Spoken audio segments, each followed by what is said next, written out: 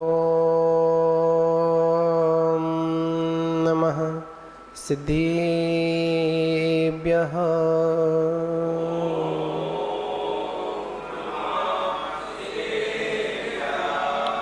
ॐ नमः सिद्धेभ्यः।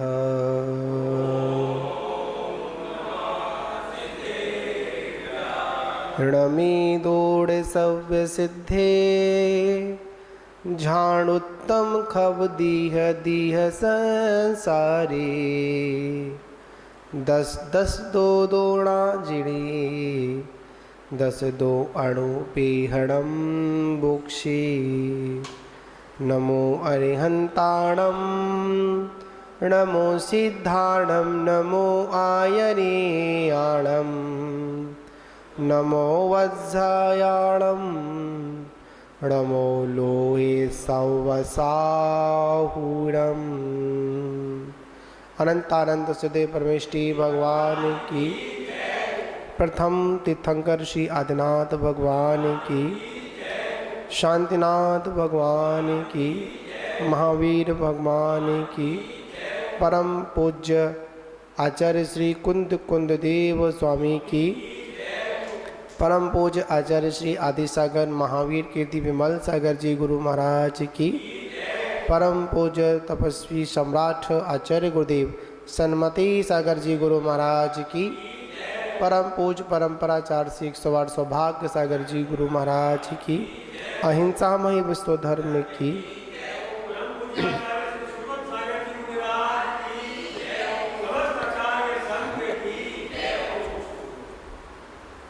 मान बाबू, हम सभी लोग द्वादशांग माँ जिनवाणी का अपन स्वाध्याय को प्रारंभ कर रहे हैं अपन। और इस मंगल स्वाध्याय के माध्यम से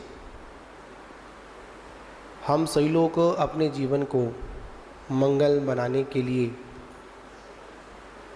उस तारातरण जिनवाणी आचार्य कुंद देव के द्वारा जो बाणस अणुपिका ग्रंथ है उसका अपन वाचन कर रहे हैं, स्वाध्याय कर रहे हैं, जिसमें आज अपन 16वें नंबर की गाथा को अपन पढ़ेंगे। कौन सी नंबर की है? 16वीं गाथा की। अभी तक हम लोगों ने पूर्व की गाथाओं में समझा कि यह जीव विषयों से ठगा हुआ मूर्ख प्राणी और धन की अधिक लालसा में और धन के लिए प्रयत्न करते हुए अनेक प्रकार की संक्लिष्टता को प्राप्त होता है। निश्चित है इस संसार में जो ये धन है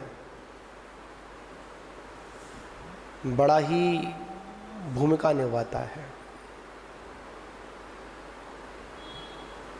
आचार्य श्री समर्थव्रत स्वामी जी भी गृहस्थों के लिए एक बड़ी सुंदर बात उन्होंने कही और मुनियों के लिए भी बड़ी सुंदर बात कही।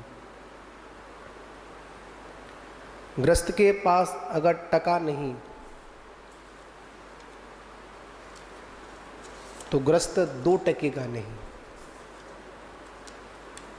क्या कहे आचार्य भगवंत?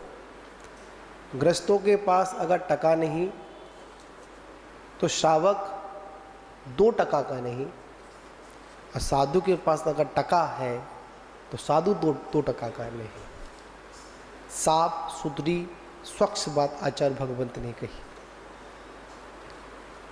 सुनने में थोड़ी सी अजीब लगती है, पर वास्तविकता में जीवन की सत्यता तो यही है। गृहस्थ जीवन में धन आवश्यक है, क्योंकि धन नहीं होगा तो हम लोग अपने इस गृहस्थ जीवन का, अपने परिवार का निर्वाह कैसे करेंगे।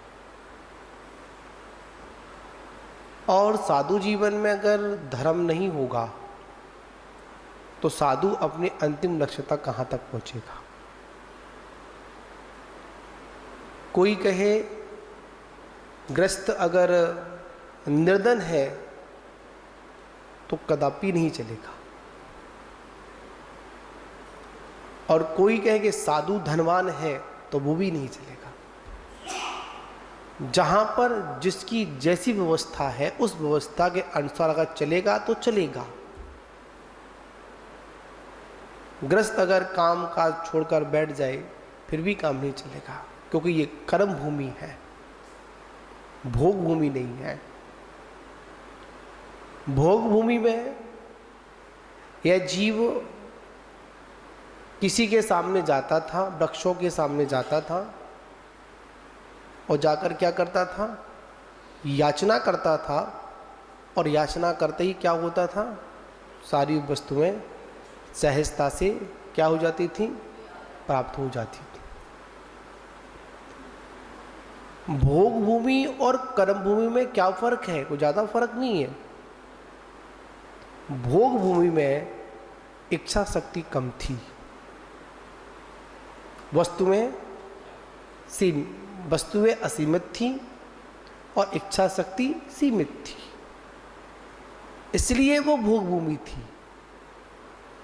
कर्म भूमि में वस्तुएं सीमित हैं और इच्छाएं असीमित हैं, इसलिए व्यक्ति दुखी है, परेशान है। एक बात और याद रखना, बार बार बात वही आती है, धर्म और धन की बात आती है। आखिर में धन कैसे अर्जन हो, धन कैसे आएगा, कैसे हमारे जीवन से वह क्लेश खत्म हो? तो आचार्य भगवान कहते हैं धैर्य का परिचय है। किसका परिचय है? यहाँ पर धैर्य का परिचय है। और जिसके जीवन में धैर्य है वही इस संसार का सबसे सफल व्यक्ति है, वही समझदार व्यक्ति है। और जिसके जीवन में धैर्य नहीं, शायद वह समझदार भी नहीं है। पूर्व में बताया था, एक नीतिकार की बात आती है। एक घाट पर बैठा हुआ व्यक्ति उस घाट पर जाना चाहता है, इस घाट से उस घाट जाना चाहता है। नदी बीच में है तो वो क्या करेगा, जब नदी चढ़ रही हो, चढ़ने का मतलब क्या, जब नदी में तेज उफान हो, तेज लहरें हो,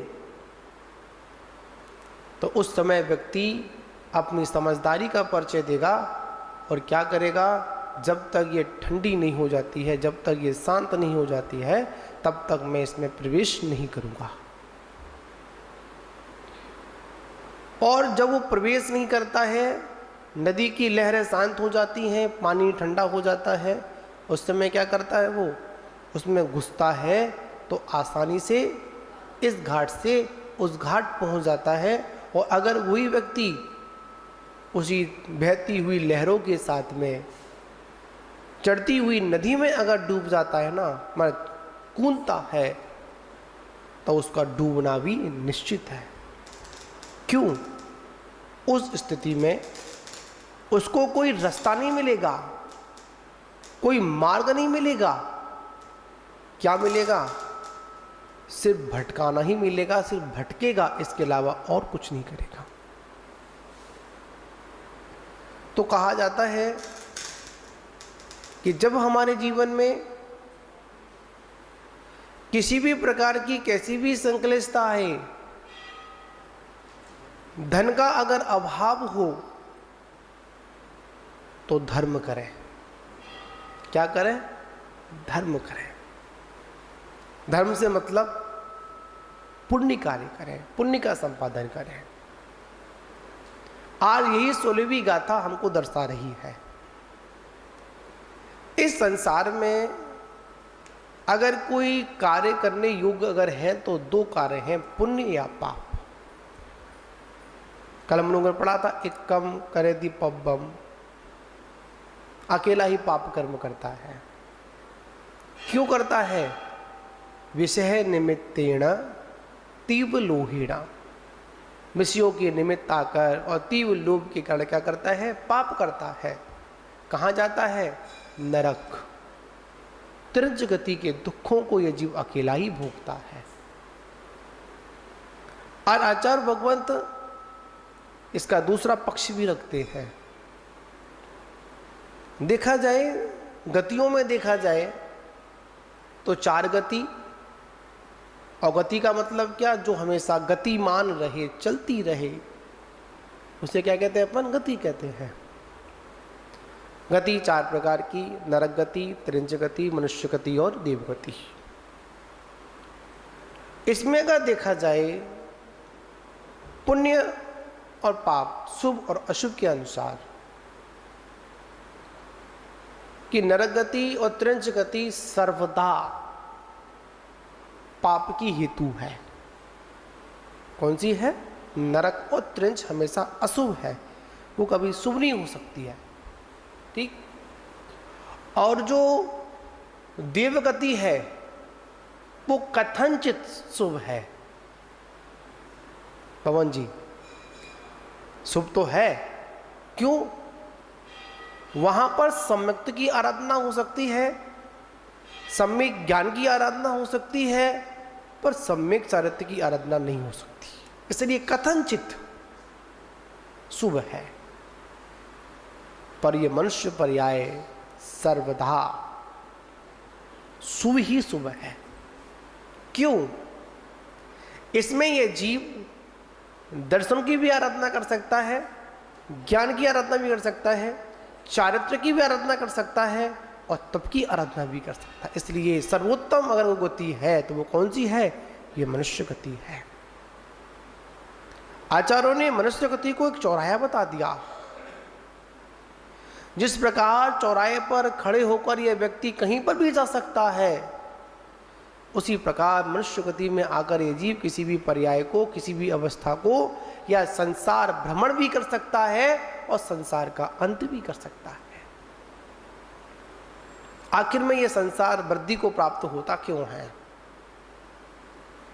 तो आचार्य भगवंत कहते हैं आपसी बैर विरोध कसाय। संसार क्यों बढ़ा? बैर विरोध, रागद्वेष, मोह, मिथ्यात्व। जहां पर एक उपलब्ध होता है ना, तो वहां पर सारी चीज अपने आप मिली होती है। जहां पर वैर है वहां पर मिथ्या दर्शन भी है, मिथ्या ज्ञान भी है, मिथ्या चारित्र्य भी है, मिथ्या तप भी है। कब? जब वैर है। और वैर भी कैसा? वज्र के समान, अनंतानबंदी रूप। वैर भी कैसा? अनंतानबंदी रूप। और जहां पर जीव को एक बार अनंतानबंदी हो गई ना, समझ जाना इस जीव को पता नहीं कितने सागरों तक, और कहा जाए कि 33 सागर तक इस जीव को नरक के दुखों को भी भोगना पड़ेगा। जीव अधिक से अधिक पाप कर्म के उदय से एक स्थान पर 33 सागर रह सकता है, और अधिक से अधिक पुण्य करेगा तो 33 सागर स्वर्ग रह सकता है, मन अहमेंद्र बन सकता है, सर्वसिद्धि का देव बन सकता है।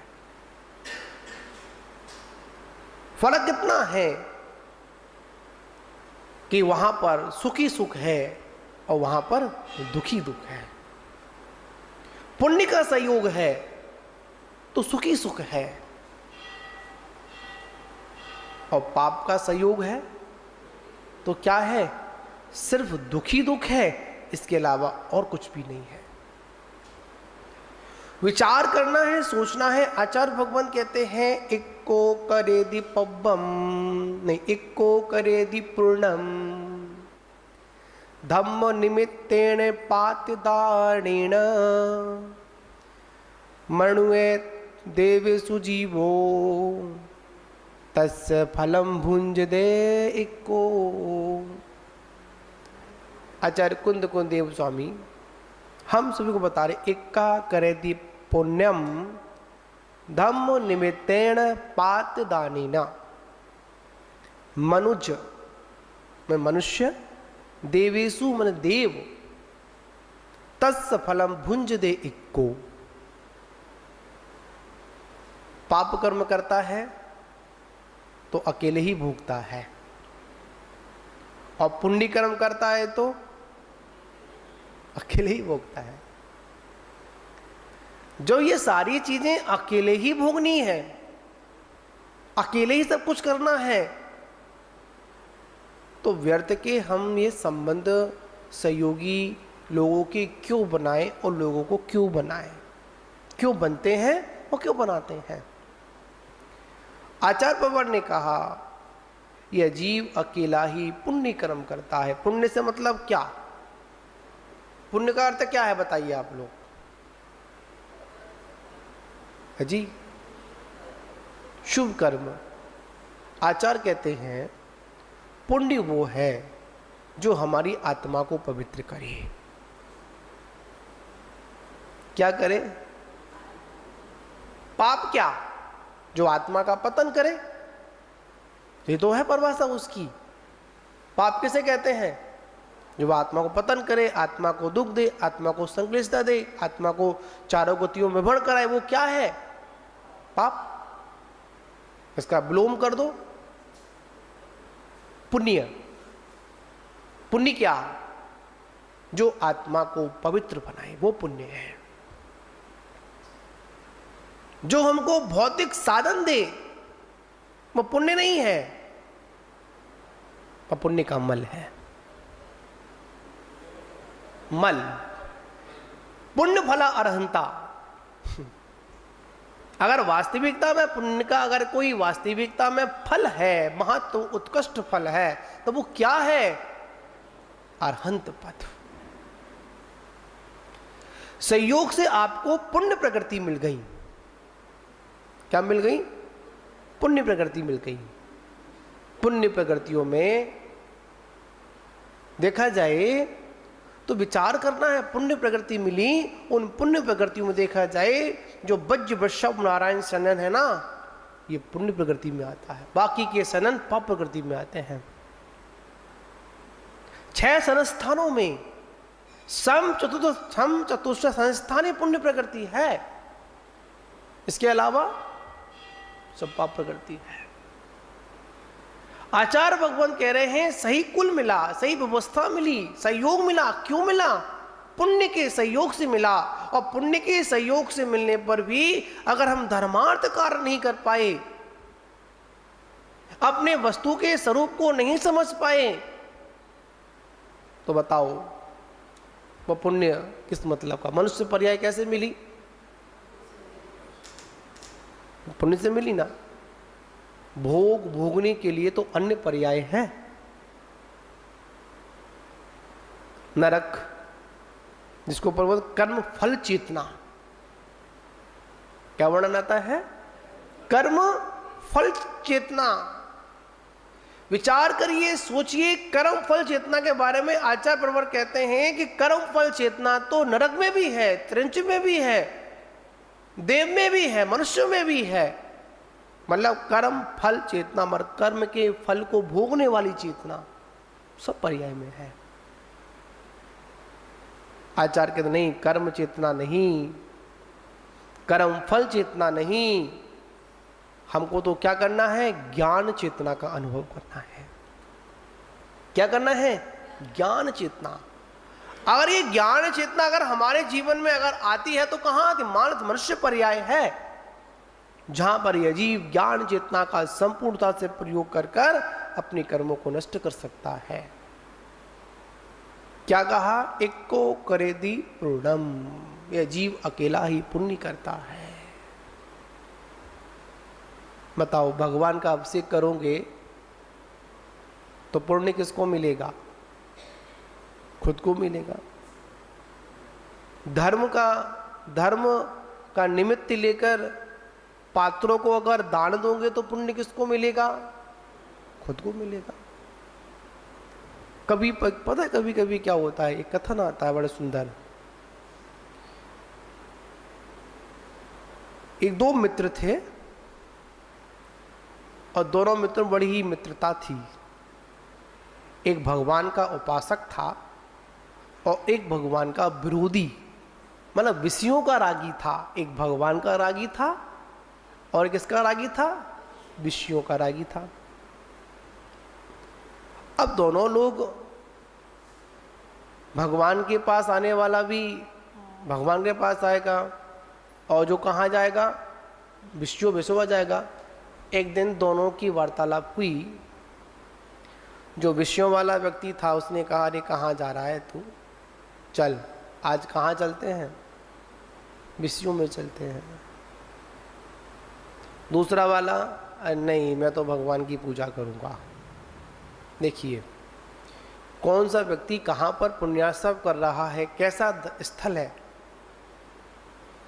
जो भगवान जिनेंद्र के सामने उपस्थित होकर पूजा कर रहा है और कह रहे भगवान देखो कैसे वो पड़ा हुआ है, विष्णु में मस्त पड़ा हुआ है, वो भगवान को छोड़कर कहां पर दृष्टि है उसकी?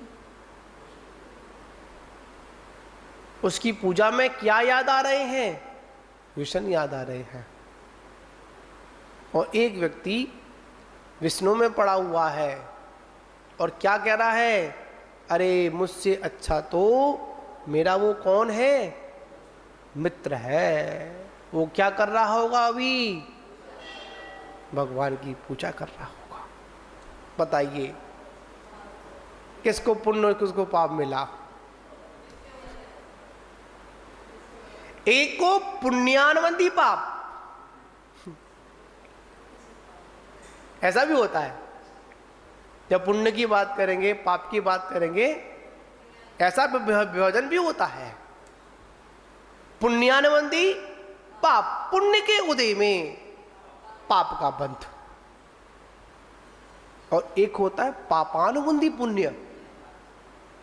पाप कर्म कर रहा है, विष्णु में लिप्त है, किसका बंद कर रहा है? पुण्य का बंद कर रहा है। क्यों? भाव उसके भोगों में नहीं है। कहां पर है? भगवान की आराधना करने वाले भक्ति की ओर है। अरे मैं कितना पापी हूं, पड़ा हुआ हूं संसार में। अब वो संसार से पार होने के लिए श्री जिनेंद्र के चरणों में बैठा हुआ है, पूजा अर्चना कर रहा है, दान पुण्य कर रहा है। मैं पाप में पड़ा हुआ हूं। और एक व्यक्ति कहां पर है? भगवान के पास।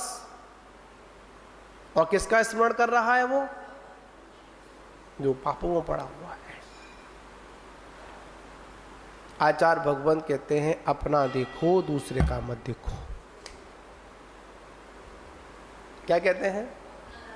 अपना देखो, अपना धर्म देखो, मैं क्या कर रहा हूं ये देखो। याद रखना, भगवान पारसनाथ को जो प्रसिद्धि मिली, क्यों मिली? भगवान महावीर के शासन काल में भी सबसे अधिक जनालय अगर मान्यता अगर किसी की है तो किसकी है? भगवान पारसनाथ की। क्यों? उन्होंने प्रति उत्तर नहीं दिया। क्या नहीं दिया? प्रत्युत्तर नहीं दिया। और जो जीव प्रत्युत्तर देता है वो कभी सफल नहीं हो पाता है। और जो साम्र भाव से उसको सहन करता है, जय करता है। एक सहन भी दो प्रकार का होता है। मजबूरी में सहन कर रहे, निवल है, कुछ कह सकते नहीं है तो क्या कर रहे हैं? अरे सहन तो करना पड़ेगा। देखिए एक भूखा व्यक्ति भी भूखा रहता है, एक त्यागी भी उपास का संकल्प लेकर भूखा रहता है। दोनों के भूखे में अंतर है। क्या समझे? अनशन तप और अनशन धरना। दोनों में अंतर है। शुरुआत दोनों की एक सी है, शब्द दोनों का एक अनसन अनसन, वहां पर भी अनसन है, यहां पर भी अनसन है। जो धरना प्रदर्शन है उसमें जो अनशन किया गया वो अनशन मात्र अपनी कसायों को पुष्ट करने के लिए किया गया। किसी ने क्रोध में आकर अन्न छोड़ दिया, क्या कर दिया? अन्न छोड़ दिया। क्या वो त्याग उसका कहलाएगा? त्याग नहीं, ढोंग कहलाएगा। क्या कहलाएगा? ढोंग कहलाएगा। किस में छोड़ा उसने? कसाय में छोड़ा। और किसी ने अन्न छोड़ा, उपवास ग्रहण किया। क्यों किया? त्याग की भावना के साथ। किसकी भावना? त्याग की भावना के साथ। अगर वास्तविकता में उपवास की, अगर वास्तविकता में अगर परिभाषा की जाए, उपवास मात्र अपनी आत्मा में ही वास करना, सारे संसारिक कार्यों का अवकाश करना, इसी का नाम है उपवास। किसका त्याग करना? छुट्टी किससे लेनी है अपने को? संसार के जितने भी जो कार्य है ना, उनसे क्या लेनी है? छुट्टी लेनी है। उसका नाम उपवास है। अंतरंग बहिरंग तप के साथ में अंतरंग तप भी महत्वपूर्ण है। उसको धर्म निमित्तेन बोलते, उससे पुण्य होता है। कौन सा होता? पुण्यानुबंधी पुण्य। कौन सा बंध होता है? पुण्यानुबंधी पुण्य होता है। जो व्यक्ति यहां है वहां नहीं है, जो व्यक्ति वहां था वो यहां नहीं है, जो यहां भी है और वहां भी है। बात बड़ी वैसी है, समझ में आएगी तो झट समझ में आ जाएगी। जो यहां पर पुण्य कर रहा है ना, यहां पर धर्म के निमित्त से पुण्यार्जन कर रहा है ना, उसका निश्चित ही भविष्य अच्छा होगा। लोग जाते हैं, महाराज मेरा भविष्य बताओ क्या है, क्या? और बहुत लोगों की जिज्ञासा होती है कि किसी संत का सानिध्य मिले, किसी गुरु का सानिध्य मिले और मैं वहां जाकर पूछूं, महाराज बताओ मेरा भविष्य क्या है। ये काम आज का नहीं, ये काम तो बहुत पुराना है। जब अवधि ज्ञानी मुनराज होते थे, पत्रकार जी कौन होते थे? होते थे ना, उनके पास भी श्रावक गढ़ जाते थे, श्राविकाएं जाती थी और पूछती थी, महाराज बताओ मेरे भवों के बारे में बताओ, मेरा भव कैसे थे, मेरा आगे का भविष्य क्या होगा, ये बताओ मेरे को। एक बार तो एक मुनि ने एक देव से पूछ लिया, बताओ भगवान महावीर के पास जा रहे हो ना, तो मेरा एक प्रश्न पूछ कर आना। मैं घोर तप करता हूं, घोर तपस्वी हूं, मुझे निर्वाण की प्राप्ति कब होगी, मुझे बोधि की प्राप्ति कब होगी? किसने पूछा? मुनराज की शंका थी, समाधान पहुंचा। भगवान की देशना में आया कि जहां पर बैठे मिले हों उतने भव है।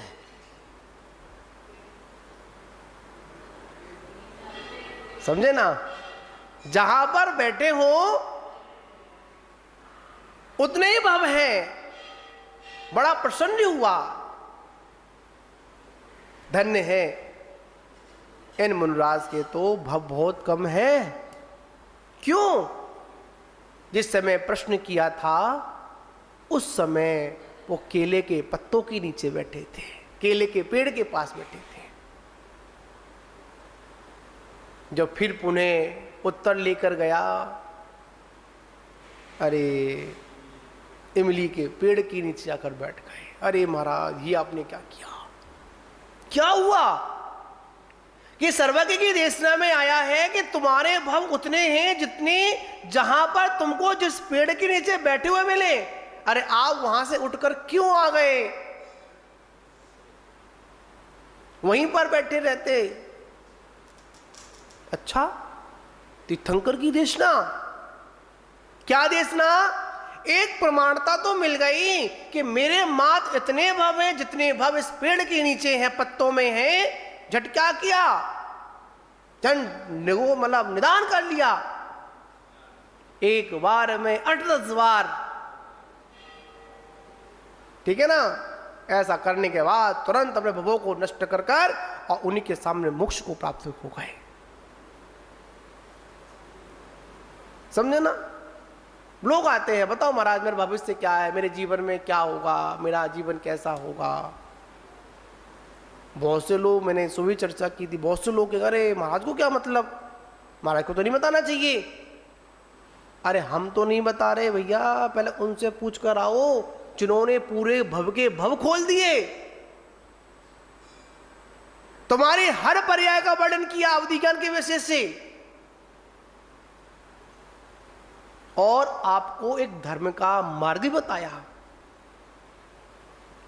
याद रखना, जो वर्तमान में अपने भविष्य को अगर परमात्मा के चरणों में रख लेता है, नीति के साथ जीवन व्यतीत करता है ना, इस भव में भी है और उस भव में भी है। लोग पूछते हैं हमारे पिताजी मरने के बाद कहां गए, कौए के पास जाते हैं, अनेक अनेक स्थानों पर जाते हैं, अनेक अनेक बातें करते हैं। अरे भाई, जीव मरने के बाद कहाँ जाएगा, ये तो उसके परिणाम पर निर्भर करता है। मृत्यु से 6 महीने पहले अगर कोई अधिक संक्लेशित है,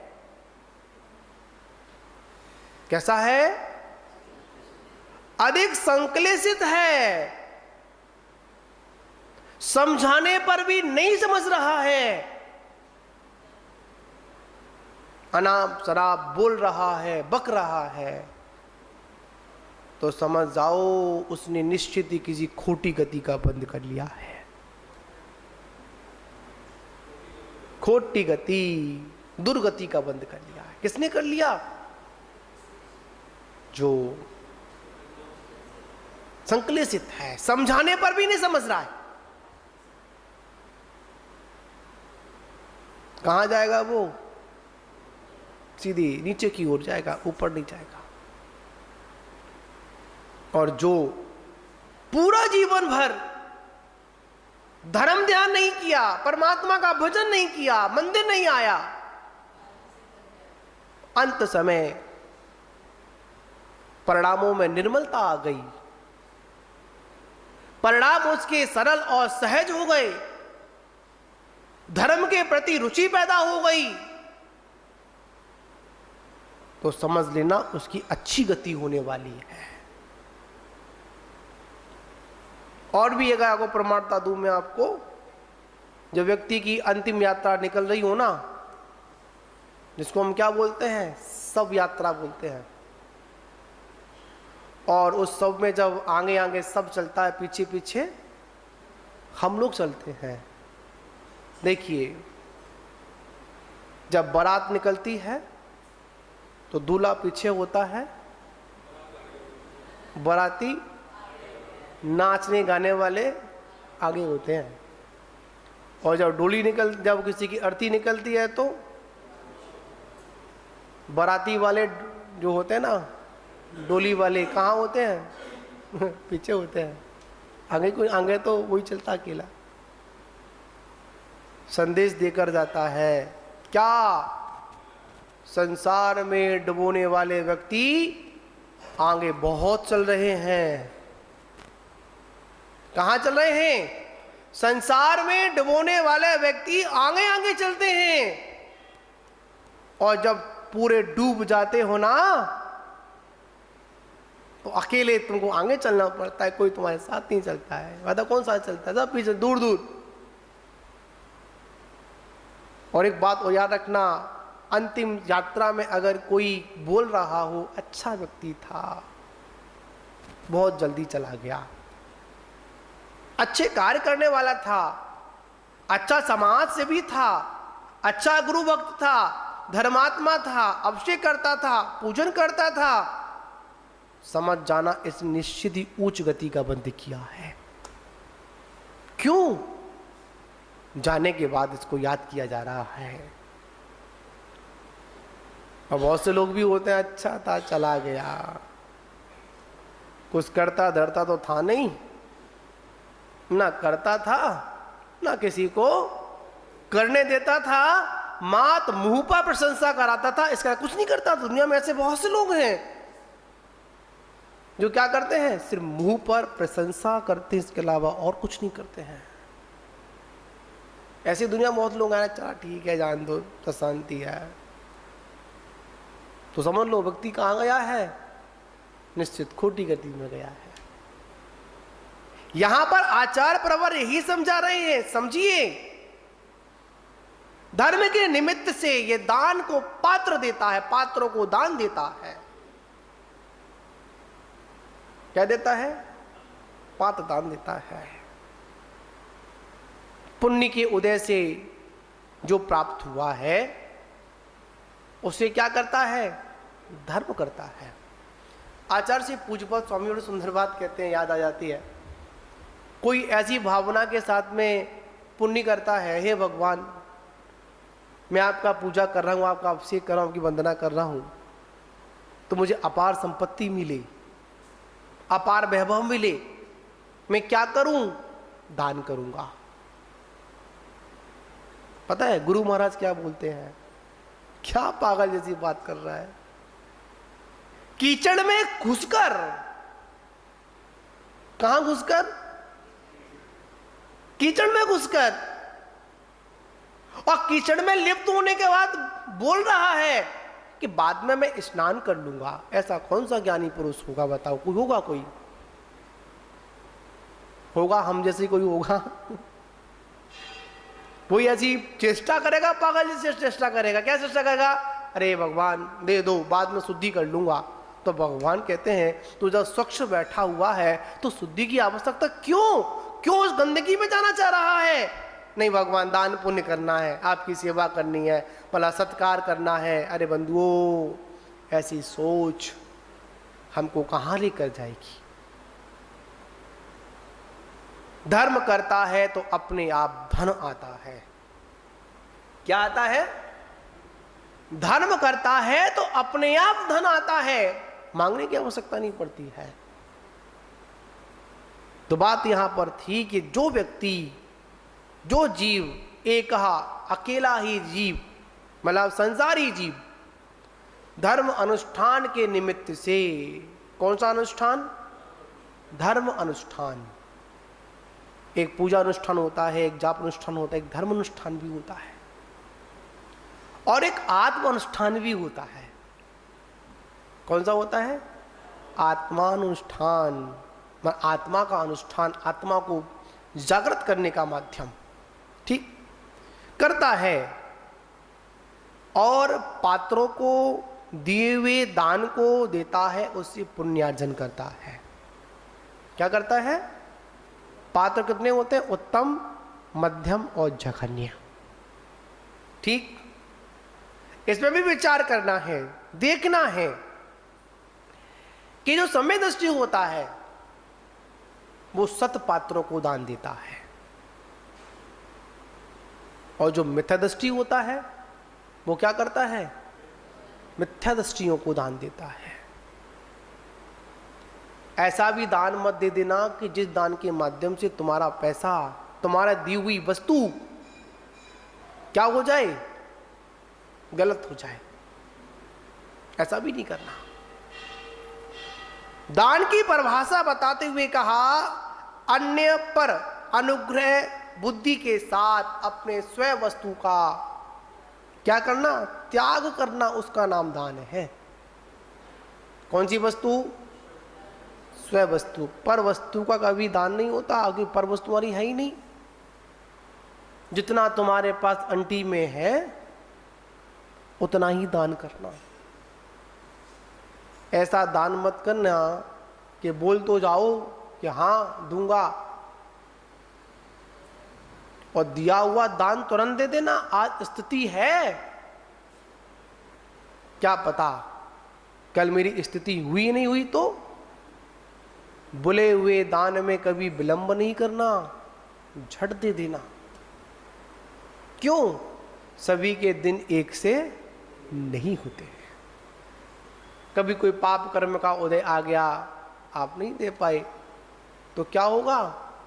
पापा सभी होगा, ब्याज ही लगती रहेगी, कर्जा ही चढ़ता रहेगा। आचार्य भगवान कहते हैं, क्या कहते हैं? अन्य पर अनुग्रह बुद्धि के साथ अपने स्वयं तत्व का क्या करना? त्याग करना, वो दान कहलाता है। और ये दान 4 प्रकार का होता है। वैसे तो अनेक प्रकार का होता है, पर यहाँ पर 4 प्रकार का मुख्य होता है। आहार दान, औषधि दान और संयम मतलब संयम के संबंधित उपकरण। ये बात बड़ा समझ लेना आप लोग। संयम के जो उपकरण हैं उनका क्या करना? दान करना। जो मोक्ष मार्गियों के मोक्ष में जो साधनभूत हों, ऐसा मुनियों को दान मत दे देना कि जिससे मुनियों की साधना भंग हो। ज्यादा व्याख्यान नहीं करूंगा, आप समझदार के लिए इशारा ही काफी होता है। बड़े प्रसन्न होते हैं वो दान देकर। नहीं, आपने उस दान को देकर मुनराज की साधना को क्या कर दिया? भंग कर दिया। जहां तक आचार्य भगवंतों के प्रवचन में सुनने को मिलता है, अगर अन्य वस्तुओं को दे दिया ना तो आपने मुनि धर्म की हत्या कर दी। क्या कर दी? हत्या कर दी। हम व्यवस्थाएं बनाएं। क्या बनाएं? व्यवस्थाएं बनाएं, ना कि हम व्यवस्था दें। समझे ना? कैसे? मुनराज के जो संयम में जो उपकरण में जो चश्मा है, ये क्या है? परग्रह नहीं है ये। क्या है ये? उपकरण है। अगर आंखों की ज्योति कम हो गई है तो क्या करेंगे? पढ़ सकते हैं। पेन दिखने में परग्रह है, पर संयम के मार्ग में जिनवाणी को पढ़ने में, जिनवाणी को लिखने में क्या कहलाएगा? ये उपकरण कहलाएगा। संयम के जितने उपकरण हैं वो ही हम संयमी को दें, इसके अलावा कुछ ना दें। आवास वशत्य का कैसी बनवाएं? जो साधु के साधना में कैसी हो? सहयोगी हो। ऐसी मत बनवा देना कि एक ईंट की दीवार पे खड़ा कर देना और पूरा सूरज का प्रकाश अंदर गर्मी आ रही हो ना, ऐसा नहीं। समझे ना? आवाज कैसा हो? व्यवस्थित हो। साधु को किसी भी प्रकार की, साधु कुछ नहीं बोलेंगे, पर हमारा कर्तव्य बनता है कि साधु मुनि जो मुनिराज हैं उनकी क्या करें? यथा योग सेवा करें। आहार दान दें, अभय दान, और क्या होता है? ज्ञान दान आदि। इनसे क्या हो रहा है? संयम की वृद्धि हो रही है। अगर आपने मुनराज को ऐसे स्थान पर रोक दिया जहां पर बहुत गर्मी है, गर्मी का माहौल है, और आपने कहां रोक दिया? रोक दो ना, या व्यवस्था नहीं, नहीं रोकना, बिल्कुल भी मत रोकना। ऐसा साधन देना, ऐसी वस्तुता देना, ऐसा आवाज देना कि जहां पर मुनराज के मन में कोई कैसा भी संक्लिष्टता नहीं आवे, कोई पाप बंद ना हो। मुनराज तो बोलेंगे नहीं, और कोई कोई मुनराज तो शरीर की स्थिति को देखते हुए बोल भी देते। एक बहुत सुंदर व्याख्यान दूंगा, विराम लूंगा मैं, समझने वाला है। एक बार बुंदेलखंड में एक मुनराज थे, मुनिराज, और उन मुनराज को बड़ी शरीर में दाह थी, दाह, गर्मी लगती थी। जब दाह लगती थी तो बहुत वेदना, असहनीय वेदना। तो रुकने का प्रवास भी कुछ अव्यवस्थित था, गर्मी थी वहां पर, सूरज का पूरी तपन अंदर आती, कोई बेसमेंट नहीं था, कोई साधन गुफा आदि नहीं थी। तो मुनिराज क्या करते थे, अपने कमंडल का पानी जो मिलता था उससे पूरे शरीर पर छिनकते थे, सर भी धोते थे, और एक एक दिन में 4-4 कमंडल, 5 कमंडल खाली हो जाते थे। ये जब ये बात श्रावकों के बीच में पहुंची तो कुछ थे श्रावक, अरे ये कैसे महाराज, ज्ञानी पुरुष, मूलाचार्य को पढ़ने वाले श्रावक, और श्रावकाचार्य से बहुत दूर दूर तक श्रावक, समझे ना, ये कैसे महाराज, ये तो कमंडल से पानी से पूरा का पानी खास कर देते हैं, एक कमंडल मिलना चाहिए 24 घंटे में, वही यूज करना चाहिए। ये महाराज आगम के युक्त, आगम छोड़ो, ये मुनिराज चर्या नहीं करते हैं। क्या नहीं करते हैं? चर्या नहीं करते हैं। उन्हें क्या करें, करना क्या है, हटाओ, कहां हटाओ, इनको वस्त्र पहनाओ, कपड़े पहनाओ। सारी कमेटी, सारी पंचायत पहुंच गई, ले गए थैला, क्या ले गई, कपड़े लेके चली गई। उस समय वहां पर एक कोई विद्वान आए, विद्वान ने पूछा किस बात का शोर है? अरे शोर क्या, पता नहीं आपको, ये महाराज हैं। ने क्या हो गया? अरे ये कमंडल के पानी से नहाते हैं, कमंडल के पानी को पूरा फैला देते हैं, एक एक दिन में 6-6 कमंडल का प्रयोग करते हैं, ये कैसे महाराज है? अच्छा, तो कोई श्रावक उन मुनिराज से पूछने के लिए गया क्या, आखिर में आप ऐसा करते क्यों हैं, आखिर में क्या परेशानी है? अरे ये तो किया ही नहीं, रुको, ठहरो, मैं जाता हूं, चर्चा करता हूं। नमोस्तु किया, निवेदन किया, महाराज आखिर में ऐसा आप क्यों करते हैं, क्या कारण है? महाराज बोले क्या बताऊं, मेरे अशुभ कर्म का उदय है, मेरे को गर्मी बहुत लगती है। क्या लगती है? गर्मी बहुत लगती है, गर्मी सहन नहीं होती है, और इंतजाम भी कुछ ऐसा है, कोई इंतजाम नहीं है, इसलिए मैं कमंडल के पानी से अपनी दाह को शांत करने का प्रयास करता हूं। कोई व्याधा थी, मतलब व्याधा मतलब कोई रोग था, हो जाता है कभी, गर्मी बढ़ जाती है शरीर के अंदर। मुनिराज को विद्वान समझ गए, तुरंत वैद्यराज को बुलाया गया, दवाई औषध दान दिया गया, यथा योग्य उनकी आहार व्यवस्था बनाई गई, मर्यादित व्यवस्थाओं के अनुसार औषध दी गई।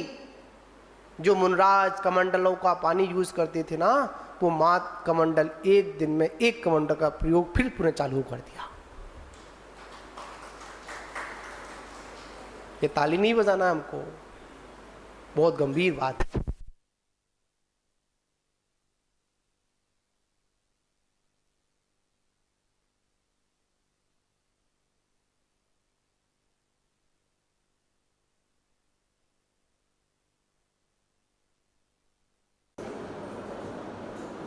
हमको वही नगर नहीं बनाना, कौन सा वाला, बुंदेलखंड वाला।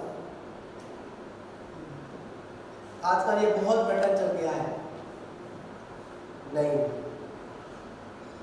पुण्यार्जन करना है ना, धर्मात्मा बनना है ना, तो धर्मात्माओं की क्या करें हम लोग, दान दे। कैसा दान दे अपन? यहाँ पर पात्र दान की बात, अगर व्याख्यान इसी पे बंद करेंगे अपन, ठीक है ना? दान देते समय हमारी कैसी भावना हो, और दान देते समय जो भिक्षु आया है उसकी कैसी भावना, समझे ना? देखा जाए अभी तक तो हम लोग सारी बातें हवा में करते हैं, और कुछ नहीं करते, हमारे पास कुछ नहीं है, जीरो बता जीरो है, और आपका जीवन खुला जाए ना, कुछ नहीं मिलेगा, सब खत्म मिलेगा। ज़्यादा बातें वही करता है जिसके पास कुछ नहीं होता, समझे ना। तो बाकी का व्याख्यान इसी गाथा पे अपन पात्रदान का व्याख्यान है, उसको अपन संपन्न करेंगे आगे।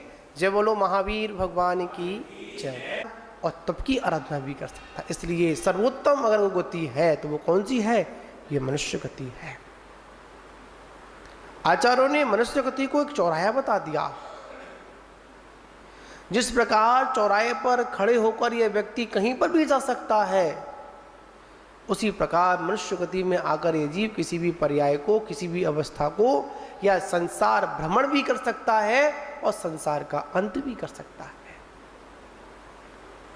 आखिर में यह संसार वृद्धि को प्राप्त होता क्यों है? तो आचार्य भगवंत कहते हैं आपसी बैर विरोध कसाय। संसार क्यों बढ़ा? बैर विरोध, राग द्वेष मोह, मिथ्यात्व। जहां पर एक उपलब्ध होता है ना, तो वहां पर सारी चीज अपने आप मिली होती हैं। जहां पर वैर है वहां पर मिथ्या दर्शन भी है, मिथ्या ज्ञान भी है, मिथ्या चारित्र भी है, मिथ्या तप भी है। कब? जब वैर है। और वैर भी कैसा? वज्र के समान, अनंतानवंदी रूप। वैर भी कैसा? अनंतानवंदी रूप। और जहां पर जीव को एक बार अनंतानवंदी हो गई ना, समझ जाना इस जीव को पता नहीं कितने सागरों तक, और कहा जाए कि 33 सागर तक इस जीव को नरक के दुखों को भी भोगना पड़ेगा। जीव अधिक से अधिक पाप कर्म के उदय से एक स्थान पर 33 सागर रह सकता है, और अधिक से अधिक पुण्य करेगा तो 33 सागर स्वर्ग रह सकता है, मन अहमेंद्र बन सकता है, सर्वसिद्धि का देव बन सकता है। फर्क कितना है कि वहां पर सुखी सुख है और वहां पर दुखी दुख है। पुण्य का संयोग है तो सुखी सुख है, और पाप का संयोग है तो क्या है? सिर्फ दुखी दुख है, इसके अलावा और कुछ भी नहीं है। विचार करना है, सोचना है। आचार्य भगवान कहते हैं इक्को करेदि पब्बम, नहीं, इक्को करेदि पूर्णम धम्म निमित्तेन पात्यदानेन मणुए देवेषु जीवो तस्य फलम भुंजते इक्को। आचार्य कुंद देव स्वामी हम सभी को बता रहे, इक्का करेदि पुण्यम धम्म निमित्तेन पात्यदानेन। मनुज में मनुष्य, देवेशु मन देव, तस्य फलम भुंजते इक्को। पाप कर्म करता है तो अकेले ही भोगता है, और पुण्य कर्म करता है तो अकेले ही भोगता है। जो ये सारी चीजें अकेले ही भोगनी है, अकेले ही सब कुछ करना है, तो व्यर्थ के हम ये संबंध सहयोगी लोगों के क्यों बनाएं और लोगों को क्यों बनाएं? क्यों बनते हैं और क्यों बनाते हैं? आचार्य पवन ने कहा यह जीव अकेला ही पुण्य कर्म करता है। पुण्य से मतलब क्या? पुण्य का अर्थ क्या है बताइए आप लोग जी? शुभ कर्म। आचार्य कहते हैं पुण्य वो है जो हमारी आत्मा को पवित्र करे। क्या करे? पाप क्या? जो आत्मा का पतन करे। ये तो है परिभाषा उसकी। पाप किसे कहते हैं? जो आत्मा को पतन करे, आत्मा को दुख दे, आत्मा को संक्लिष्टता दे, आत्मा को चारों गतियों में भड़ कराए, वो क्या है? पाप। इसका विलोम कर दो, पुण्य।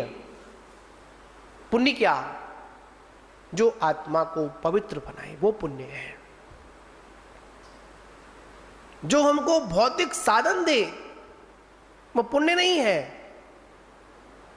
वो पुण्य का मल है। मल, पुण्य फला अरहंता। अगर वास्तविकता में पुण्य का अगर कोई वास्तविकता में फल है, महत्व उत्कृष्ट फल है, तो वो क्या है? अरहंत पद। संयोग से आपको पुण्य प्रकृति मिल गई। क्या मिल गई? पुण्य प्रकृति मिल गई। पुण्य प्रकृतियों में देखा जाए तो विचार करना है। पुण्य प्रकृति मिली, उन पुण्य प्रकृतियों में देखा जाए जो वज्र वृषभ नारायण सनन है ना, ये पुण्य प्रकृति में आता है। बाकी के सनन पाप प्रकृति में आते हैं। 6 संस्थानों में सम चतुष्ट संस्थान पुण्य प्रकृति है, इसके अलावा सब पाप प्रकृति है। आचार्य भगवान कह रहे हैं सही कुल मिला, सही व्यवस्था मिली, सहयोग मिला। क्यों मिला?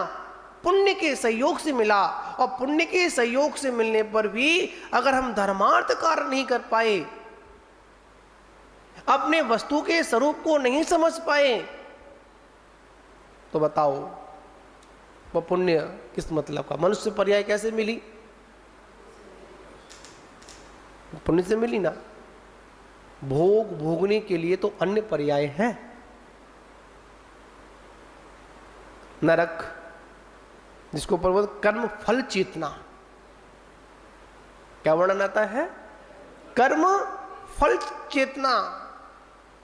विचार करिए, सोचिए, कर्म फल चेतना के बारे में आचार्य प्रवर कहते हैं कि कर्म फल चेतना तो नरक में भी है, त्रिंच में भी है, देव में भी है, मनुष्य में भी है। मतलब कर्म फल चेतना, मर कर्म के फल को भोगने वाली चेतना सब पर्याय में है। आचार्य कहते नहीं, कर्म चेतना नहीं, कर्म फल चेतना नहीं, हमको तो क्या करना है? ज्ञान चेतना का अनुभव करना है। क्या करना है? ज्ञान चेतना।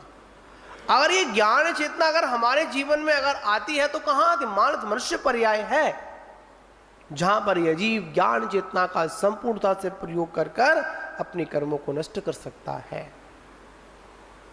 क्या कहा? एको करे दी पूर्णम, यह जीव अकेला ही पुण्य करता है।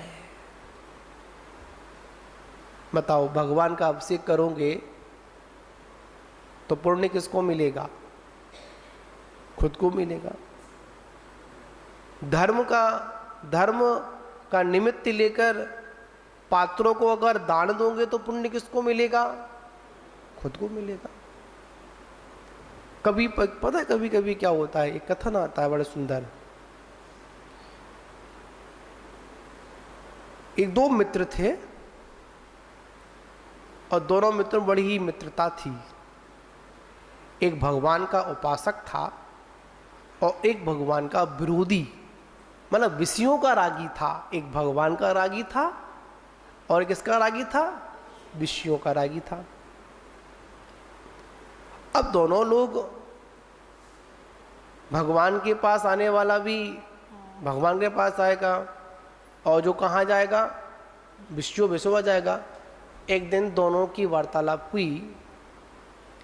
जो विषयों वाला व्यक्ति था उसने कहा, अरे कहाँ जा रहा है तू? चल आज कहाँ चलते हैं? विषयों में चलते हैं। दूसरा वाला, नहीं मैं तो भगवान की पूजा करूँगा। देखिए कौन सा व्यक्ति कहाँ पर पुण्याश्रम कर रहा है, कैसा स्थल है। जो भगवान जिनेंद्र के सामने उपस्थित होकर पूजा कर रहा है और कह रहे भगवान देखो कैसे वो पड़ा हुआ है, विष्णु में मस्त पड़ा हुआ है, वो भगवान को छोड़कर कहां पर दृष्टि है उसकी? उसकी पूजा में क्या याद आ रहे हैं? विष्णु याद आ रहे हैं। और एक व्यक्ति विष्णु में पड़ा हुआ है और क्या कह रहा है? अरे मुझसे अच्छा तो मेरा वो कौन है? मित्र है। वो क्या कर रहा होगा? अभी भगवान की पूजा कर रहा होगा। बताइए किसको पुण्य और किसको पाप मिला? एक को पुण्यानबंधी पाप, ऐसा भी होता है। जब पुण्य की बात करेंगे, पाप की बात करेंगे, ऐसा विभाजन भी होता है। पुण्यानबंधी पाप, पुण्य के उदय में पाप का बंध, और एक होता है पापानुबंधी पुण्य। पाप कर्म कर रहा है, विष्णु में लिप्त है,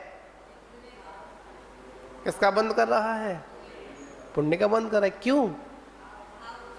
भाव उसके भोगों में नहीं है। कहां पर है?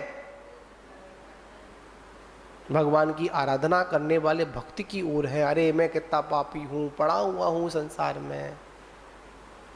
अब वो संसार से पार होने के लिए श्री जिनेंद्र के चरणों में बैठा हुआ है, पूजा अर्चना कर रहा है, दान पुण्य कर रहा है। मैं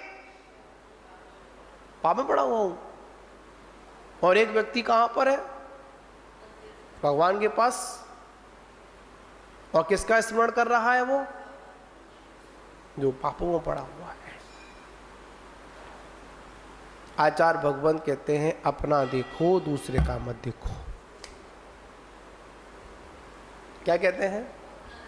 अपना देखो, अपना धर्म देखो, मैं क्या कर रहा हूं ये देखो। याद रखना, भगवान पारसनाथ को जो प्रसिद्धि मिली, क्यों मिली? भगवान महावीर के शासन काल में भी सबसे अधिक जनाले अगर मान्यता अगर किसी की है तो किसकी है? भगवान पारसनाथ की। क्यों? उन्होंने प्रति उत्तर नहीं दिया। क्या नहीं दिया? प्रत्युत्तर नहीं दिया। और जो जीव प्रत्युत्तर देता है वो कभी सफल नहीं हो पाता है। और जो साम्र भाव से उसको सहन करता है, जय करता है।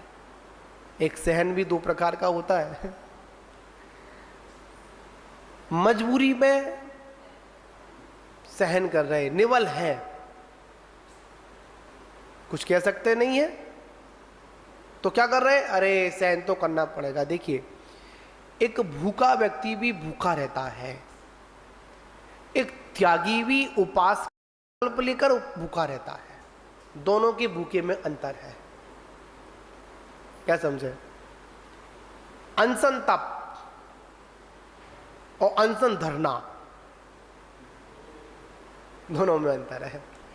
शुरुआत दोनों की एक सी है, शब्द दोनों का एक सा। अनशन अनशन, वहां पर भी अनशन है, यहां पर भी अनशन है। जो धरना प्रदर्शन है उसमें जो अनशन किया गया, वो अनशन मात्र अपनी कसायों को पुष्ट करने के लिए किया गया। किसी ने क्रोध में आकर अन्न छोड़ दिया। क्या कर दिया? अन्न छोड़ दिया। क्या वो त्याग उसका कहलाएगा? त्याग नहीं, ढोंग कहलाएगा। क्या कहलाएगा? ढोंग कहलाएगा। किस में छोड़ा उसने? कसाय में छोड़ा। और किसी ने अन्न छोड़ा, उपास ग्रहण किया। क्यों किया? त्याग की भावना के साथ। किसकी भावना? त्याग की भावना के साथ। अगर वास्तविकता में उपवास की, अगर वास्तविकता में अगर परिभाषा की जाए, उपवास मात्र अपनी आत्मा में ही वास करना, सारे संसारिक कार्यों का अवकाश करना, इसी का नाम है उपवास। किसका त्याग करना? छुट्टी किससे लेनी है अपने को? संसार के जितने भी जो कार्य है ना, उनसे क्या लेनी है? छुट्टी लेनी है। उसका नाम उपवास है। अंतरंग बहिरंग तप के साथ में अंतरंग तप भी महत्वपूर्ण है। उसको धर्म निमित्तेन बोलते, उससे पुण्य होता है। कौन सा होता? पुण्यानुबंधी पुण्य। कौन सा बंध होता है? पुण्यानुबंधी पुण्य होता है। जो व्यक्ति यहां है वहां नहीं है, जो व्यक्ति वहां था वो यहां नहीं है, जो यहां भी है और वहां भी है। बात बड़ी वैसी है, समझ में आएगी तो झट समझ में आ जाएगी। जो यहां पर पुण्य कर रहा है ना, यहां पर धर्म के निमित्त से पुण्यार्जन कर रहा है ना, उसका निश्चित ही भविष्य अच्छा होगा।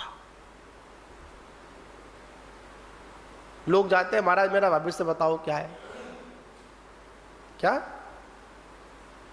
और बहुत लोगों की जिज्ञासा होती है कि किसी संत का सानिध्य मिले, किसी गुरु का सानिध्य मिले और मैं वहां जाकर पूछूं, महाराज बताओ मेरा भविष्य क्या है। ये काम आज का नहीं, ये काम तो बहुत पुराना है। जब अवधि ज्ञानी मुनराज होते थे, पत्रकार जी कौन होते थे ना, उनके पास भी श्रावक गढ़ जाते थे, श्राविकाएं जाती थी और पूछती थी, महाराज बताओ मेरे भवों के बारे में बताओ, मेरा भव कैसे थे, मेरा आगे का भविष्य क्या होगा ये बताओ मेरे को। एक बार तो एक मुनि ने एक देव से पूछ लिया, बताओ भगवान महावीर के पास जा रहे हो ना, तो मेरा एक प्रश्न पूछ कर आना। मैं घोर तप करता हूं, घोर तपस्वी हूं, मुझे निर्वाण की प्राप्ति कब होगी, मुझे बोधि की प्राप्ति कब होगी? किसने पूछा?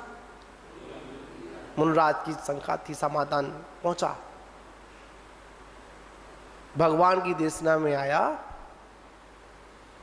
कि जहां पर बैठे मिले हों उतने भव हैं।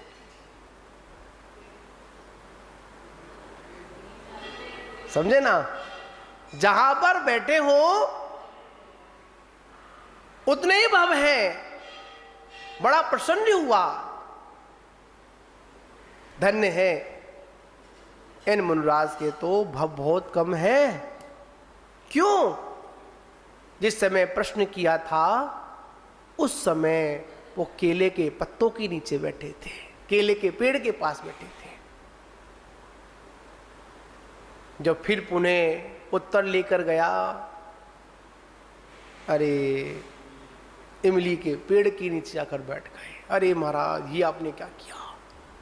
क्या हुआ कि सर्वज्ञ की देशना में आया है कि तुम्हारे भव उतने हैं जितने जहां पर तुमको जिस पेड़ के नीचे बैठे हुए मिले। अरे आप वहां से उठकर क्यों आ गए? वहीं पर बैठे रहते। अच्छा, तीर्थंकर की देशना, क्या देशना? एक प्रमाणता तो मिल गई कि मेरे मात इतने भव हैं जितने भव इस पेड़ के नीचे हैं, पत्तों में हैं। झट क्या किया? मतलब निदान कर लिया। एक बार में 8-10 बार, ठीक है ना? ऐसा करने के बाद तुरंत अपने भवों को नष्ट कर कर और उन्हीं के सामने मोक्ष को प्राप्त हो गए। समझे ना? लोग आते हैं, बताओ महाराज मेरा भविष्य क्या है, मेरे जीवन में क्या होगा, मेरा जीवन कैसा होगा। बहुत से लोग, मैंने सुबह चर्चा की थी, बहुत से लोग कह रहे महाराज को क्या मतलब, महाराज को तो नहीं बताना चाहिए। अरे हम तो नहीं बता रहे भैया, पहले उनसे पूछ कर आओ जिन्होंने पूरे भव के भव खोल दिए। तुम्हारे हर पर्याय का वर्णन किया अवधि ज्ञान के विशेष से, और आपको एक धर्म का मार्ग भी बताया।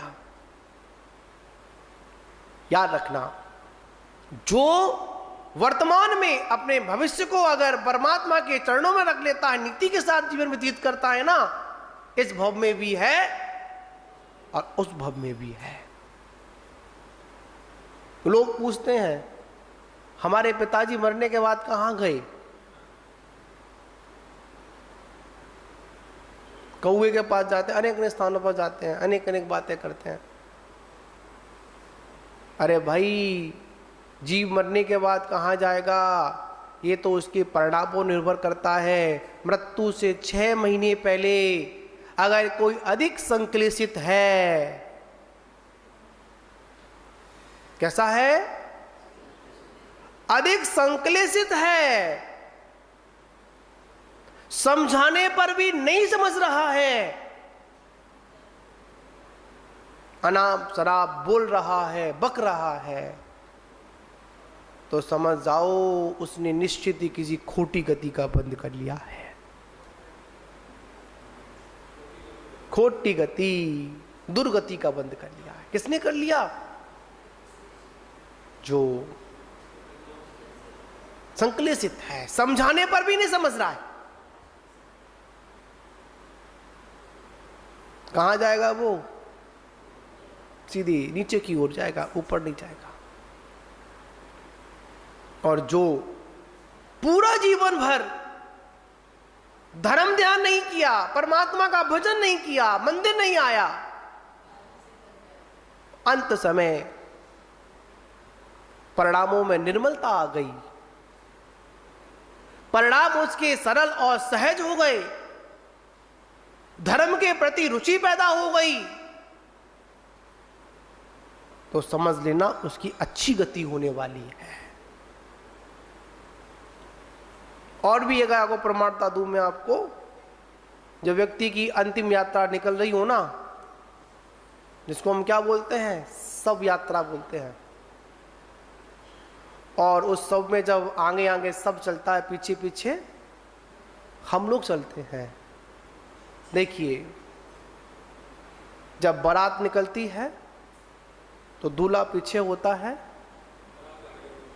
बाराती नाचने गाने वाले आगे होते हैं, और जब जब किसी की अर्थी निकलती है तो बाराती वाले जो होते हैं ना, डोली वाले कहाँ होते हैं? पीछे होते हैं। आगे तो वही चलता अकेला, संदेश देकर जाता है। क्या? संसार में डुबोने वाले व्यक्ति आगे बहुत चल रहे हैं। कहां चल रहे हैं?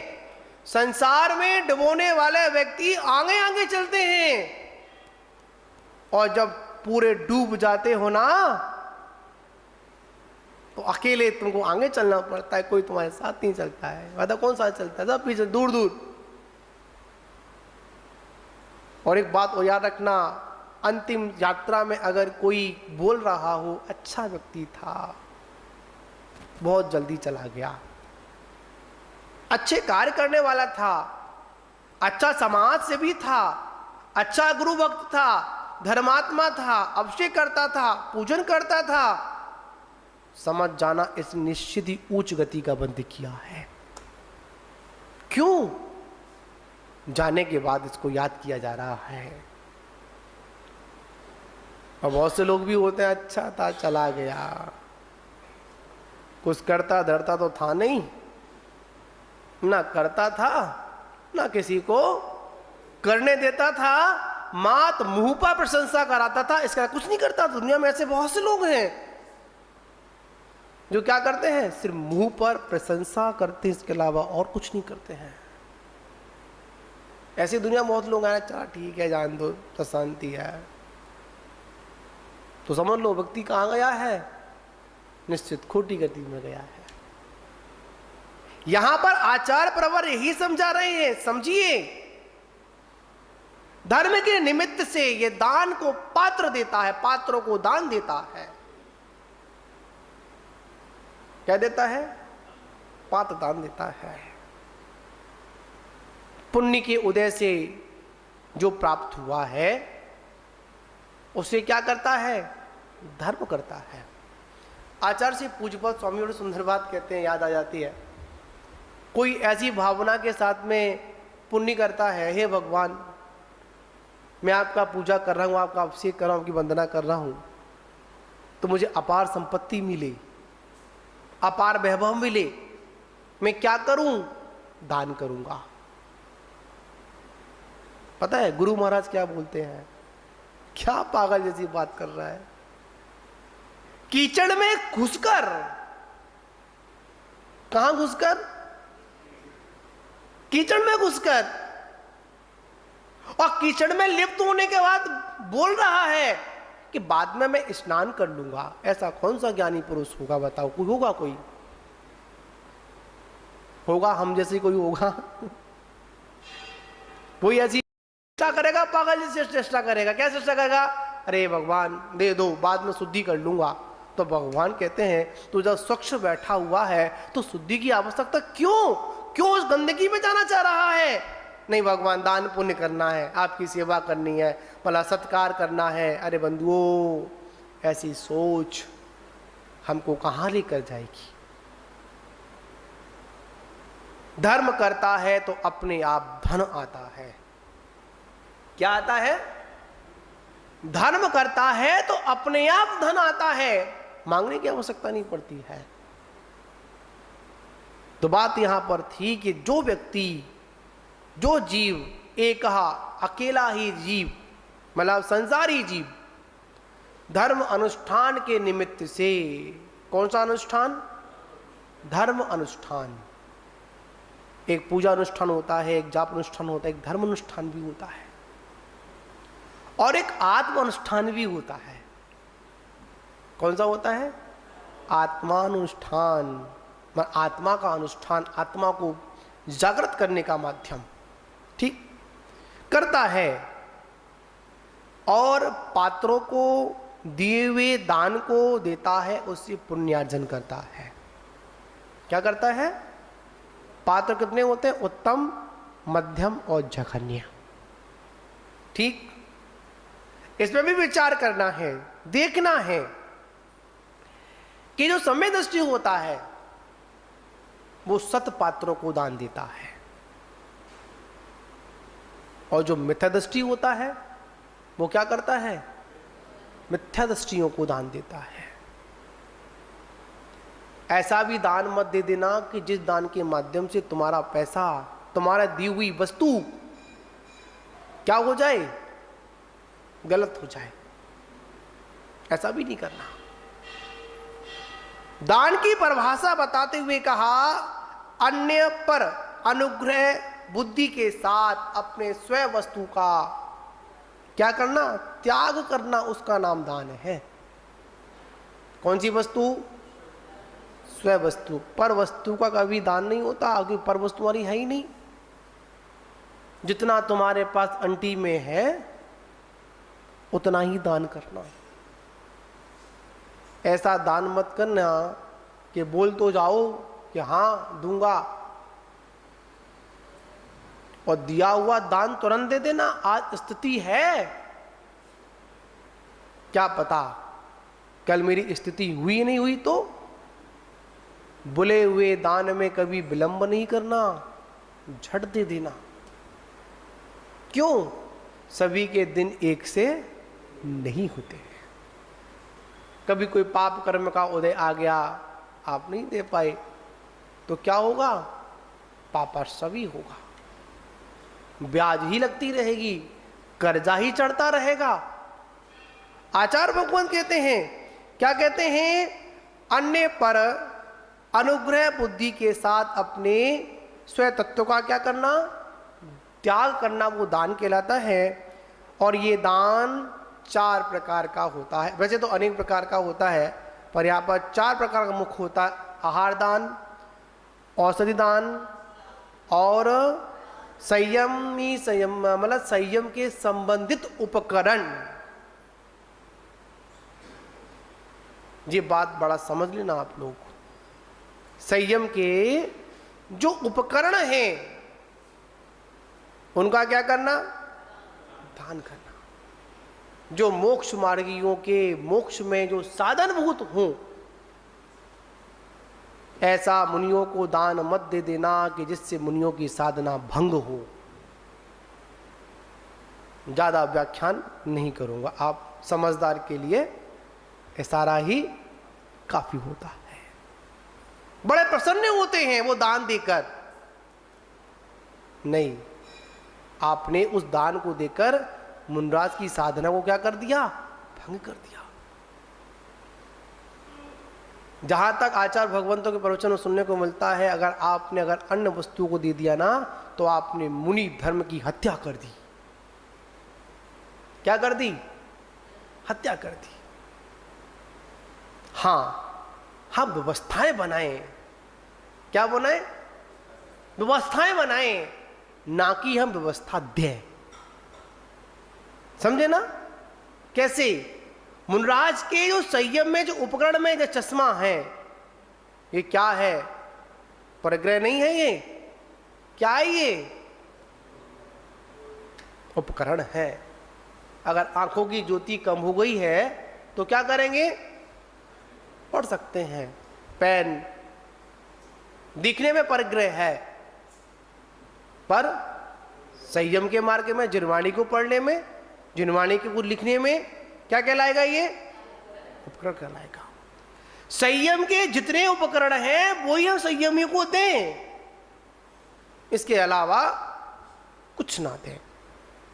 आवास वशत्य का कैसी बनवाएं? जो साधु के साधना में कैसी हो? सहयोगी हो। ऐसी मत बनवा देना कि एक ईंट की दीवार पे खड़ा कर देना और पूरा सूरज का प्रकाश अंदर गर्मी आ रही हो ना, ऐसा नहीं। समझे ना? आवाज कैसा हो? व्यवस्थित हो। साधु को किसी भी प्रकार की, साधु कुछ नहीं बोलेंगे, पर हमारा कर्तव्य बनता है कि साधु मुनि जो मुनिराज हैं उनकी क्या करें? यथा योग सेवा करें, आहार दान दें, अभय दान, और क्या होता है? ज्ञान दान आदि। इनसे क्या हो रहा है? संयम की वृद्धि हो रही है। अगर आपने मुनराज को ऐसे स्थान पर रोक दिया जहां पर बहुत गर्मी है, गर्मी का माहौल है, और आपने कहां रोक दिया? रोक दो ना यार, व्यवस्था नहीं, नहीं रोकना, बिल्कुल भी मत रोकना।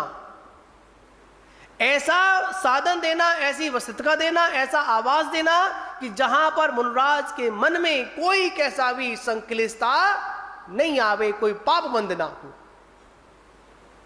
मुनराज तो बोलेंगे नहीं, और कोई कोई मुनराज तो शरीर की स्थिति को देखते हुए बोल भी देते। एक बहुत सुंदर व्याख्यान दूंगा, विराम लूंगा मैं, समझने वाला है। एक बार बुंदेलखंड में एक मुनराज थे, मुनिराज, और उन मुनराज को बड़ी शरीर में दाह थी, दाह, गर्मी लगती थी। जब दाह लगती थी तो बहुत वेदना, असहनीय वेदना, तो रुकने का प्रवास भी कुछ अव्यवस्थित था। बहुत गर्मी थी वहां पर, सूरज का पूरी तपन अंदर आती, कोई बेसमेंट नहीं था, कोई साधन, गुफा आदि नहीं थी। तो मुनराज क्या करते थे? अपने कमंडल का पानी जो मिलता था उससे पूरे शरीर पर छिनकते थे, सर भी धोते थे, और एक एक दिन में 4-4 कमंडल, 5 कमंडल खाली हो जाते थे। ये जब ये बात श्रावकों के बीच में पहुंची तो कुछ थे श्रावक, अरे ये कैसे महाराज? ज्ञानी पुरुष, मूलाचार्य को पढ़ने वाले श्रावक, और श्रावकाचार्य से बहुत दूर दूर तक श्रावक, समझे ना? ये कैसे महाराज? ये तो कमंडल से, पानी से पूरा का पानी खास कर देते हैं। एक कमंडल मिलना चाहिए 24 घंटे में, वही यूज करना चाहिए। ये महाराज आगम के युक्त, आगम छोड़ो, ये मुनराज चर्या नहीं करते हैं। क्या नहीं करते हैं? चर्या नहीं करते हैं। उन्हें क्या करें? करना क्या है? हटाओ। कहां हटाओ? इनको वस्त्र पहनाओ, कपड़े पहनाओ। सारी कमेटी, सारी पंचायत पहुंच गई, ले गए थैला। क्या ले गई? कपड़े लेके चली गई। उस समय वहां पर एक कोई विद्वान आए। विद्वान ने पूछा किस बात का शोर है? अरे शोर क्या, पता नहीं आपको ये महाराज हैं? नहीं, क्या हो गया? अरे ये कमंडल के पानी से नहाते हैं, कमंडल के पानी को पूरा फैला देते हैं, एक एक दिन में 6 कमंडल का प्रयोग करते हैं, ये कैसे महाराज है? अच्छा, तो कोई श्रावक उन मुनिराज से पूछने के लिए गया क्या, आखिर में आप ऐसा करते क्यों हैं, आखिर में क्या परेशानी है? अरे ये तो किया ही नहीं, रुको, ठहरो, मैं जाता हूं, चर्चा करता हूं। नमोस्तु किया, निवेदन किया, महाराज आखिर में ऐसा आप क्यों करते हैं, क्या कारण है? महाराज बोले, क्या बताऊं, मेरे अशुभ कर्म का उदय है, मेरे को गर्मी बहुत लगती है। क्या लगती है? गर्मी बहुत लगती है, गर्मी सहन नहीं होती है, और इंतजाम भी कुछ ऐसा है, कोई इंतजाम नहीं है, इसलिए मैं कमंडल के पानी से अपनी दाह को शांत करने का प्रयास करता हूं। कोई व्याधा थी, मतलब व्याधा मतलब कोई रोग था, हो जाता है कभी, गर्मी बढ़ जाती है शरीर के अंदर।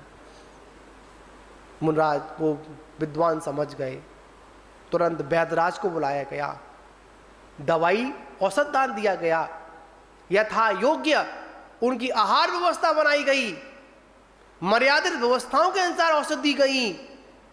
जो मुनराज कमंडलों का पानी यूज करते थे ना, वो मात कमंडल एक दिन में 1 कमंडल का प्रयोग फिर पुनः चालू कर दिया। ये ताली नहीं बजाना हमको, बहुत गंभीर बात है।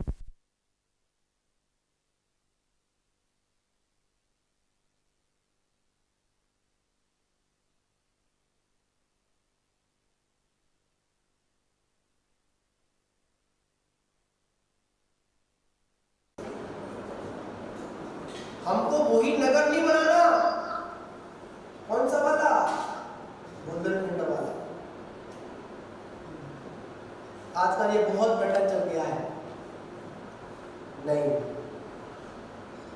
पुण्यार्जन करना है ना, धर्मात्मा बनना है ना, तो धर्मात्माओं की क्या करें हम लोग, दान दे। कैसा दान दे अपन?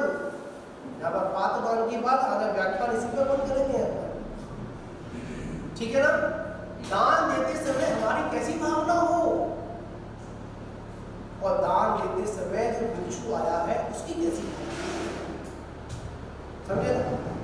देखा जाए अभी तक तो हम लोग सारी बातें हवा में करते हैं, और कुछ नहीं करते, हमारे पास कुछ नहीं है, 0 है, और आपका जीवन खुला जाए ना, कुछ नहीं मिलेगा, सब खत्म मिलेगा। ज्यादा बातें वही करता है जिसके पास कुछ नहीं होता, समझे ना? तो बाकी का व्याख्यान इसी गाथा पे अपन पात्र दान का व्याख्यान है, उसको अपन संपन्न करेंगे आगे। जय बोलो महावीर भगवान की।